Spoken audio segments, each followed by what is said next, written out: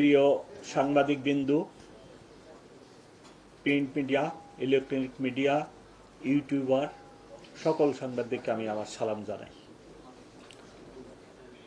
আপনারা নিশ্চয়ই অবগত আছেন, কিছুদিন ধরে কার্যক্রম নিষিদ্ধ একটি দল ও তাদের সহযোগী সংগঠনের নামে সামাজিক যোগাযোগ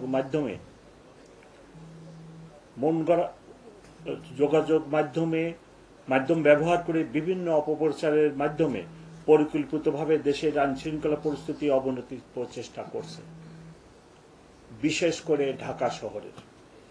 গত কয়েকদিনে রাজধানীর বিভিন্ন স্থানে ককটেল সদৃশ্য বস্তু নিক্ষেপ এবং বিভিন্ন যানবাহনে সংযোগের মাধ্যমে জনমনে আতঙ্ক ছড়ানো সহ আইনশৃঙ্খলা বিনষ্ট করার অপচেষ্টা অব্যাহত আছে।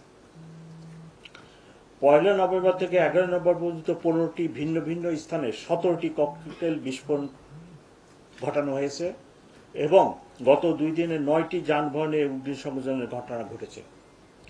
ককটেল বিস্ফোরণের ঘটনায় এ পর্যন্ত 17টি মামলা রুজু করা হয়েছে এবং এসব ঘটনার সাথে জড়িত থাকার অপরাধে 50 জনকে গ্রেপ্তার করা হয়েছে গত 24 ঘন্টায়।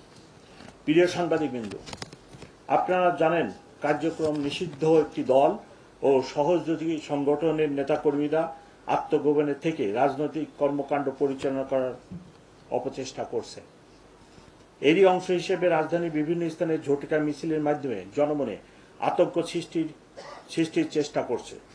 অক্টোবর থেকে এ পর্যন্ত 14টি ঝটিকা মিছিল করে তারা এবং স্বল্পস্থায়ী এসব মিছিলের ছবি সামাজিক যোগাযোগের মাধ্যমে ছড়িয়ে দিয়ে নিজেদের অস্তিত্ব জানান দেওয়ার চেষ্টা করছে।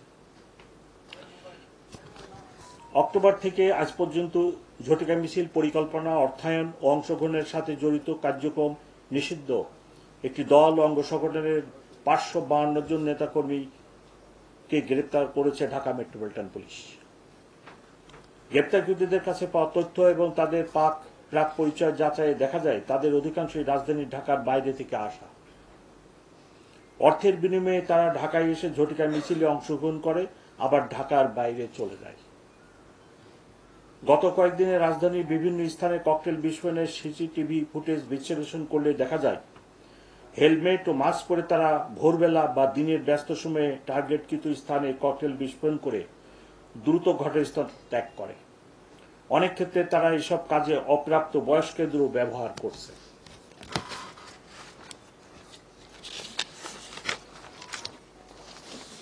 উপস্থিত প্রিয় সাংবাদিকবৃন্দ, আপনাদের মাধ্যমে সম্মানিত নগরবাসীর নিকট সুনির্বন্ধ অনুরোধ কোনো অবস্থাতেই যেন অপরিচিত কোনো লোককে আশ্রয় প্রদান না করেন। ম্যাচ, হোটেল, গেস্ট হাউসে জাতীয় পরিচয়পত্র দেখে বর্ডার উঠানোর জন্য সংশ্লিষ্টদের অনুরোধ করছি।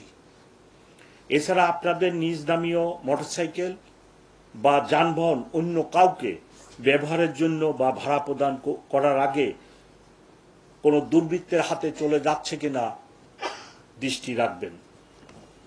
আপনার এলাকায় কোনো আগন্তুককে দেখলে বা সন্দেহজনকভাবে ঘোরাফেরা করতে দেখলে তা দ্রুত নিকটস্থ থানায় অথবা 999-এ অবহিত করার জন্য অনুরোধ করছি। পরিবহন মালিক শ্রমিকদের প্রতি আমাদের অনুরোধ, কোনো অবস্থাতেই আপনাদের যানবাহন অরক্ষিত অবস্থায় রাখবেন না। কেননা গত 2 দিনে যে সকল যানবাহন, বিশেষ করে বাসে যে আগুনের ঘটনা ঘটেছে, অধিকাংশই রাত্রে রাস্তায় পার্ক করা ছিল এবং এই বাসের নিরাপত্তা দেওয়ার জন্য কোনো লোক ছিল না। যদিও আমি গতকাল এবং গতকালের আগে গত পরশুদিন বাস মালিক এবং শ্রমিক নেতাদের রিকোয়েস্ট করেছি যে আপনারা বাস পাহারা দেওয়ার জন্য ব্যবস্থা গ্রহণ করবেন। তদুপরিও 1-2টি জায়গায় বাস অরক্ষিত ছিল এবং এই অরক্ষিত বাসে তারা আগুন দিয়েছে। আরেকটি বিষয় লক্ষণীয়, সেটা হলো যে যেসব বাসে প্যাসেঞ্জার কম, 3 জন, 4 জন বা 5 জন প্যাসেঞ্জার, সেগুলোতেই তারা টার্গেট করছে। যে বাস ভর্তি যাত্রী ছিল তাদেরকে সেই বাস তারা টার্গেট করে নাই। প্রিয় উপস্থিতিবৃন্দ, ছাত্রজনের সফল অভ্যুত্থানে 5ই আগস্ট আমরা স্বৈরাচার মুক্ত হয়েছি। আজকে যারা সুপরিকল্পিতভাবে নাশকতার চেষ্টা করছে তা প্রতিরোধের জন্য আমরা জনগণের সহায়তা চাই। এদেশের জনগণ, ঢাকাবাসী অতীতে স্বৈরাচার পতনের জন্য যথেষ্ট ভূমিকা রাখে এবং জনগণই প্রতিরোধ সৃষ্টি করে রাখে।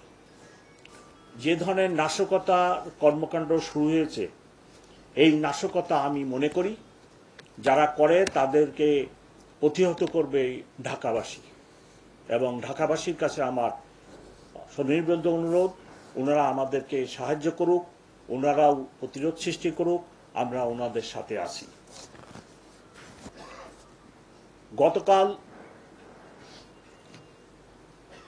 পুলিশকে নিক্ষেপ করে দুর্বৃত্তরা ককটেল নিক্ষেপ করে। একটি ঘটনা ঘটে জসিমউদ্দিন রোডে, আরেকটি মৌচাকে। ফ্লাইওভারের উপর থেকে জসিমউদ্দিন রোডে সার্জেন্টের উপরে ককটেল নিক্ষেপ করা হয়। আল্লাহর অশেষ রহমত, এই ককটেল আমার সার্জেন্টের পায়ে পড়ে এবং সে আহত হয়। মৌচাক মার্কেটের এখানে পিকেট ডিউটি করা অবস্থায় তাদের উপর নিক্ষেপ করে, কিন্তু তাদের গায়ে লাগে না।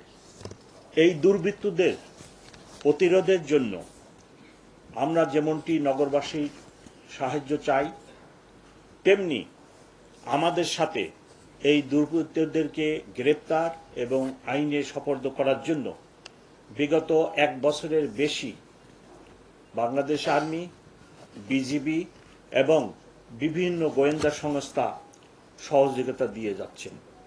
আমি বক্তব্য বাড়াতে চাই না। সর্বশেষ আমি আপনাদের এবং ঢাকাবাসীর সাহায্য কামনা করি। সামাজিক যোগাযোগ মাধ্যম খুবই শক্তিশালী এবং বর্তমানে আমরা একটি মিডিয়ার জগতে বাস করি।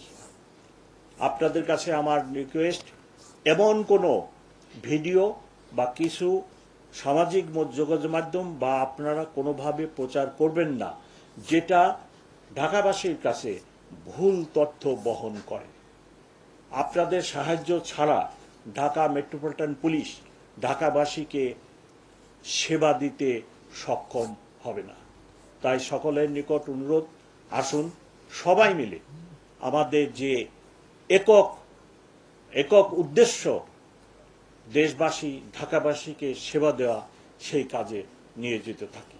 আপনারা কোনো তথ্য পেলে আমার এই মিডিয়া সেন্টারের ডিসি মিডিয়ার সাথে আলাপ করে তথ্যটি সঠিক কিনা দয়া করে একটু যাচাই করে নেবেন। সকলকে অনেক ধন্যবাদ। একটু আমি কথা বলি, আমরা প্রশ্ন নিব, তবে